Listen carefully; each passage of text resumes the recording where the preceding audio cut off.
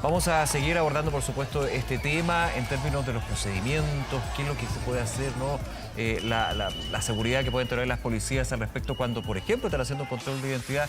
Vamos a estar conversando a esta hora con Jorge Araya, académico de la Universidad de Santiago, ex jefe de la División de Seguridad Pública del Ministerio del Interior. Jorge, muchísimas gracias por estos minutos. ¿Qué tal? Buenas tardes. Hola, buenas tardes, Nicolás. ¿Cómo están ustedes? Bien, gracias. A ver, Jorge, en su experiencia, primero tener un marco general de cómo evalúa lo que ha sido este hecho en particular, que termina con la muerte del cabo Daniel Palma. Bueno, primero lo terrible es ver cómo estas bandas de crimen organizado están operando. Se trataban de unos sujetos que al parecer iban a cobrar un arriendo ahí de unas piezas. Habría que ver qué de legal hay en eso, o eran unas especies de mafiosos, digamos, amedrentando, porque lo que sabemos es que llegaron ahí a cobrar un arriendo y como no les pagaron o no salió nadie, se pusieron a hacer disparos. Entonces, detrás de esto claramente lo que hay es un crimen organizado, son sicarios, son gente o jóvenes que están contratados al parecer para amedrentar. Y el carabinero tuvo la mala suerte de ir a responder raudamente, rápidamente a este requerimiento, a esta denuncia por disparo, y se encontró a boquejarro, digamos, con estos delincuentes que no dudaron en disparar, digamos. Entonces me parece una situación grave, muy delicada, que conmueve a todo un país, digamos. Sí, pero de todas maneras. Jorge, hemos hablado mucho durante el día de los procedimientos, porque también obviamente se habla de garantizar el cuidado de quienes nos cuidan. Así ha sido un poco la frase que he escuchado, no solamente hoy, sino en otras ocasiones donde lamentablemente hemos tenido que comentar la muerte de funcionarios de carabineros, de la policía. Y hoy en este caso se habla de los procedimientos, de cómo cambiar los procedimientos, porque aquí, por lo menos con la información que se maneja, y eso evidentemente se ha ido entregando por parte del Ministerio Público y Carabineros, ni siquiera el cabo Palma tuvo una instancia para desenfundar su arma de servicio o poner alguna resistencia acá. Sí, fíjate, mira, lo que está pasando es que hay una gran brecha entre lo que estábamos y conocíamos como la delincuencia tradicional en Chile y lo que estamos viendo hoy día. Yeah. Chile era un país tranquilo, tenía las tasas de crimen más bajos de Latinoamérica durante muchos años, y en los últimos 15 años esta situación cambió radicalmente en el país, 15 o 20 años. Primero se potenció un crimen organizado nacional ligado al narcotráfico que se armó, adquirió bienes, casas, vehículos de alta gama y se hizo muy poderoso y con el uso de armas de manera más frecuente. Y luego una inmigración descontrolada, sobre todo los últimos 15 años, que se sumó y vino a empeorar la situación porque son bandas de crimen organizado internacional que están acostumbrados a usar la violencia y usar las armas de manera muy, muy rápida y muy fácil, digamos. Entonces, todo eso ha configurado una criminalidad que no conocían, y yo diría que nuestras policías, nuestro sistema, no estaba preparado para lidiar con este crimen tan violento. Entonces, aquí cuando un carabinero se acerca a uno a controlarlo, la verdad que uno se pone, el ciudadano común se pone un poquito nervioso y rápidamente entrega los documentos, claro. Y se subordina a esta fiscalización. Pero este tipo de sujetos no son eso, son delincuentes avesados, son peligrosos y lamentablemente vamos a tener que repensar los procedimientos para que Carabineros tome las precauciones necesarias frente a este tipo de hechos. ¿Cómo se podrían, a su juicio, Jorge, elevar esas precauciones? Mira, yo creo que, se está hablando, hay un reciente anuncio en en este día del gobierno yo he dicho que hay que poner mucho el foco, más que en las penas, más que en estas iniciativas legales que se legislaron muy a la rápida, a mi parecer, en los recursos. Y me alegra escuchar que se están anunciando 1.500 millones de dólares, y eso permitiría más vehículos para Carabineros, una mejor protección.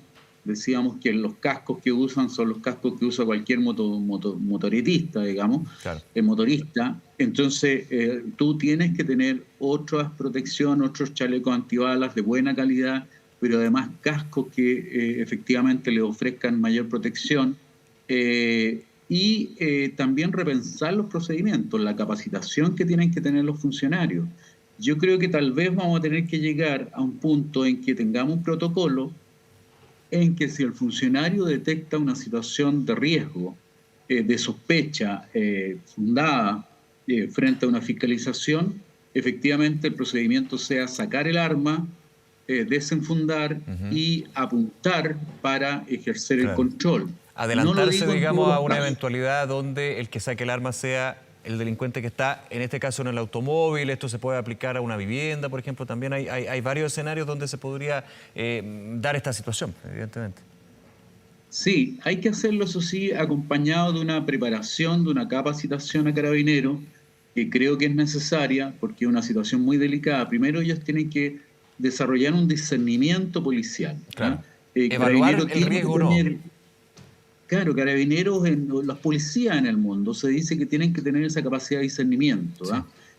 Porque necesariamente tú puedes tener una multitud de casos o de situaciones distintas que no podrías legislar y colocar normas para cada situación porque son infinitas las posibilidades. Entonces, tú tienes que desarrollar en ella una capacidad de discriminar, de evaluar la situación, de ver los rasgos de las personas, el tipo de vehículo, las circunstancias, el horario, etcétera, etcétera, y según eso determinar si es una situación de riesgo, enfrentarlo con el arma desenfundada, no en cualquier fiscalización, pero sí cuando hay una evaluación clara de que puede haber un riesgo para ellos, digamos, de Ujú. ser atacados. Entonces, lamentablemente hemos perdido la inocencia en este país, ¿ya? Frente a una delincuencia tradicional que incluso podían tener ciertos códigos éticos en Chile, pero hoy día una delincuencia criminal que no trepida y que es muy peligrosa. Ujú.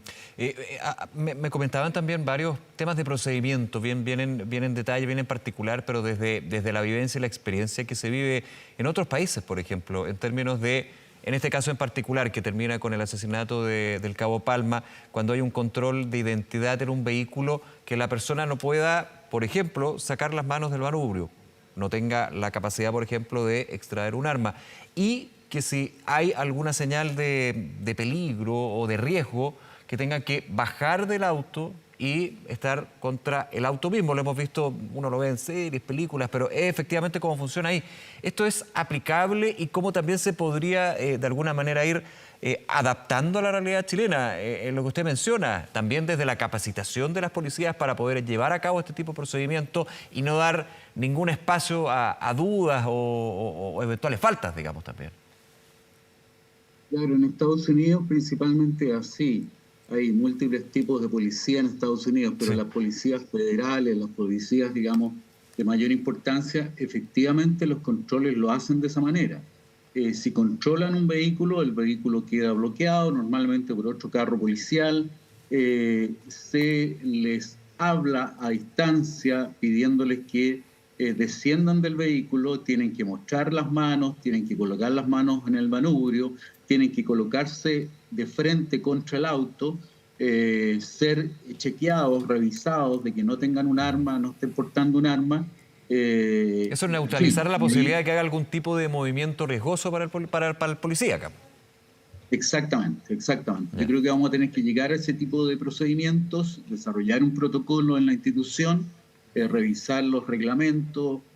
Hay instrucciones, pero son generales en la institución que no se han puesto en cada uno de estos casos. Ujú. Y yo creo que ahora vamos a tener que, como digo, migrar hacia una policía que va a tener que ser mucho más suspicaz, digamos, mucho más preventiva, con muchas más precauciones al momento de actuar, porque bueno, están sucediendo cosas terribles, 3 policías muertos en 23 días, es una situación grave en Chile y necesitamos en ese sentido reforzar la seguridad. Claro, ¿cómo usted ha visto, Jorge, en su experiencia, esta discusión? Lo quiero llevar a lo que ha sido también el plano, por ejemplo, de la hoy ley Laín Retamal, en términos de la legítima defensa privilegiada, en el marco que tiene el carabinero, las policías o gendarmería también en general, para poder hacer uso de su arma, pero en situaciones donde ni siquiera llegan a esa posibilidad. Sucedió con la situación de la suboficial mayor Rita Olivares, también del Cabo Palma, pero evidentemente en otros rasgos hay una eventualidad donde el arma puede ser un disuasivo, desenfundarla y en su minuto usarla también. Sí, mira, yo he sido más bien crítico a lo que ha sucedido estas últimas semanas. Ujú. Creo que a propósito del asesinato de la sargento de Carabineros, se impulsó mucho desde un ánimo más bien de lucha política interna en el país, esta cosa de legislar con urgencia, como si la solución a esto, a este grave problema que nos afecta a todos, fuese legislar con mucha urgencia una serie de mociones parlamentarias, algunas de ellas referidas a subir las penas, cuando todos los penalistas, la verdad que lo que se analiza es que las penas en Chile por asesinar a un policía son Claro, altísimas, ya son altas. pero entonces ya son altas y eso difícilmente está probado que no disuade una conducta criminal. Entonces se legisló eso a la rápida y la ley Naín Retamal también a mi parecer iba más allá de lo prudente. En el Código de Justicia Militar actualmente vigente estaban contempladas dos circunstancias Ujú. que eran que el carabinero podía hacer uso de su arma en caso de defensa propia o cuando estuviese en riesgo la vida de un tercero. Claro. ¿Qué era el Eso punto y es la visión que tenía el gobierno en ese sentido cuando ingresó indicaciones para justamente llevarlo al Código de Justicia Militar, este proyecto, más que el Código Penal? exactamente, eso está en el Código de Justicia Militar, digamos, de hace tiempo, y eso coincide con las normas y las recomendaciones de Naciones Unidas. Naciones Unidas tiene una serie de convenciones, resoluciones para encargados de hacer cumplir la ley, funcionarios encargados de hacer cumplir la ley en los distintos países, así se les denomina genéricamente a las policías, y recomienda esos dos tipos de circunstancias. La ley Nair Retamal en su redacción original, en la propuesta parlamentaria, iba más allá y establecía que incluso en momentos en que un carabinero fuese atacado por dos o más personas con objetos contundentes podía hacer uso del arma. Claro. Pero esto era muy peligroso porque podía suceder que en una protesta la gente está exaltada, digamos, y, qué sé yo, usen palo, usen piedra y con eso podía el carabinero hacer uso del arma y eso podía ser muy peligroso. Afortunadamente al final esto se moderó, salió una ley, yo diría, bastante más razonable, en que queda claro que solo en delitos, digamos, más violentos y en circunstancias en que efectivamente está en riesgo la integridad física o la vida, el carabinero puede hacer uso del arma. Pero creo que la solución en general no va por ahí, la solución está en que los carabineros, las policías en Chile estén mucho mejor preparadas, no están preparadas para este tipo de criminalidad. Necesitamos otro tipo de formación policial para la investigación, para el uso de armas, para técnicas, digamos, de detención, de control del Ujú. ciudadano al cual van a detener. Yo creo que ahí hay un gran desafío y necesitan recursos también, por Sí, claro. supuesto, más vehículos, más equipamiento, todo eso es necesario. Ahora, vuelvo a su experiencia, Jorge, en lo que fue su trabajo en la División de Seguridad del Ministerio del Interior.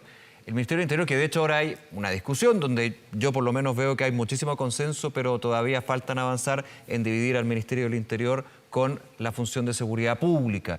En términos que uno dice, bueno, es una solución, quizás no, pero administrativamente hablando permite enfocar y dividir lo que son las múltiples funciones que puede tener hoy en día el Ministerio del Interior hace buen tiempo. Pero desde lo que es seguridad pública, ¿cómo se enfrenta también este punto en términos de actualizar a las policías, a Carabineros en este caso, la Policía de Investigaciones con protocolos y procedimientos, entendiendo que las policías justamente están al sostén del Ministerio del Interior, desde la audiencia civil?